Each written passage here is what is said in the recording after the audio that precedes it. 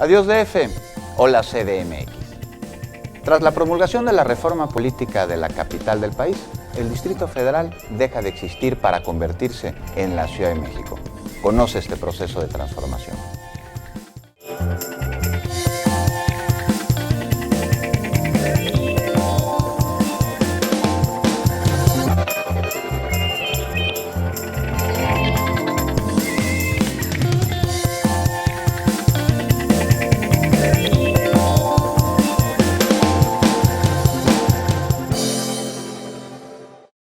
...29 ciudadanos notables encabezados por el licenciado Porfirio Muñoz Ledo, a los que se le suman 21 asesores externos encabezados por el doctor Juan Ramón de la Fuente, ayudan al jefe de gobierno, al doctor Miguel Ángel Mancera Espinosa, a redactar el proyecto de constitución de la Ciudad de México. No será propiamente un estado. No. Es 31 estados y la Ciudad de México. Así la Ciudad de México.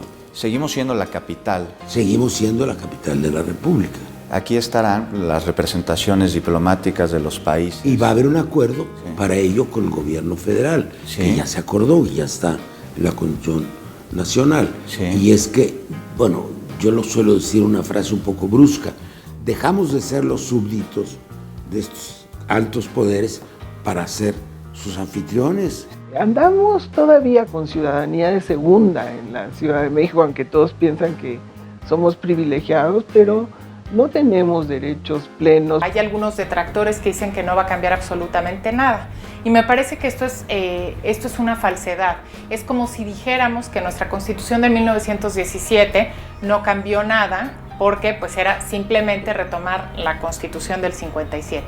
Entonces me parece que es muy importante el que finalmente la Ciudad de México tenga esto que le ha sido negado durante tantos años, que es el carácter de entidad federativa. Lo que atraviesa la Constitución, o esperemos que atraviese la Constitución de una u otro lado, es la necesidad de que exista un gobierno de calidad, de que los ciudadanos sepan cómo exigirlo, de que tengan las garantías jurídicas, civiles, etcétera, para exigir sus derechos en paz, digamos, etcétera.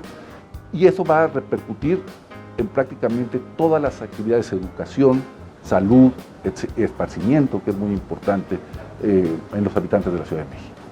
Por primera vez, los habitantes de la Ciudad de México tendremos la oportunidad de participar en las decisiones de nuestro país a través de la conformación de un Congreso local. La Ciudad de México va a poder participar con el voto, su legislatura, con el voto para aprobar leyes de naturaleza federal.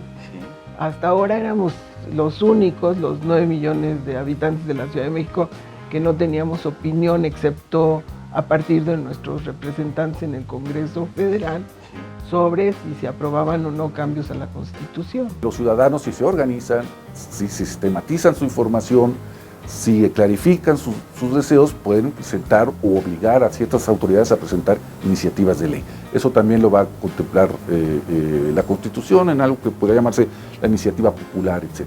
Podemos decir que es un paso más en este estatus que teníamos pues hace ya algunos años de ser simplemente un territorio que albergaba los poderes de la Unión, a ser una entidad federativa que se expresa, cuya ciudadanía se expresa soberanamente y que se dota a sí misma de los derechos que quiere para su funcionamiento. Las demarcaciones serán gobernadas por un alcalde y por un consejo ciudadano elegido a través del voto, que se encargará de vigilar las acciones que competan a la comunidad. Y que ya no sea el jefe delegacional el que decide qué hace en su territorio, sino que tendrán consejos con los cuales tendrán que discutir los temas relevantes de las demarcaciones, como se van a llamar ahora. Ya no se van a llamar delegaciones, sino demarcaciones. Unos consejeros cuyo labor fundamental es hacer contrapeso y vigilar el desempeño de ese alcalde, y lo que se espera es que la Constitución tenga un tercer nivel, que sean formas de representación social de colonias, barrios, pueblos, unidades habitacionales, etcétera, que participen cotidianamente en las decisiones que les atañen, que tienen que ver con el medio ambiente, con la basura, con la seguridad, etc. En realidad son 3 dimensiones las que debe recoger, a partir de la reforma del 122 constitucional, la Constitución. pero se trata de redistribuir las funciones de gobierno, del jefe de gobierno, a los alcaldes, a los consejos y a los consejos sociales. Y que mal que bien representen intereses de los vecinos, de los pueblos, de los barrios, etc. No un comité vecinal que está enfrente de la autoridad, pero no es parte de la autoridad. Pero ahora va a ser parte de la autoridad. Y eso lo tenemos que, es la parte más interesante para la gente, sobre todo la organización de la ciudad. ¿Cómo se va a organizar la sociedad? Hay los partidos, pero también hay la sociedad civil. Y eso es muy importante. Capitalino, chilango, mexiqueño, mexicalino. ¿Qué gentilicio prefieren nuestros notables? Es difícil oficializar un término de esta manera porque se puede tomar una decisión, pero el habla popular también se puede ir por otra parte, ¿no? Entonces, mejor esperemos a ver qué sucede con cómo nos vamos a denominar o nos van a llamar en otras partes. Leí un artículo que decía que eran mexicalinos, de mexicano capitalino. ¿Le gusta a ustedes? No, a mí no me gusta.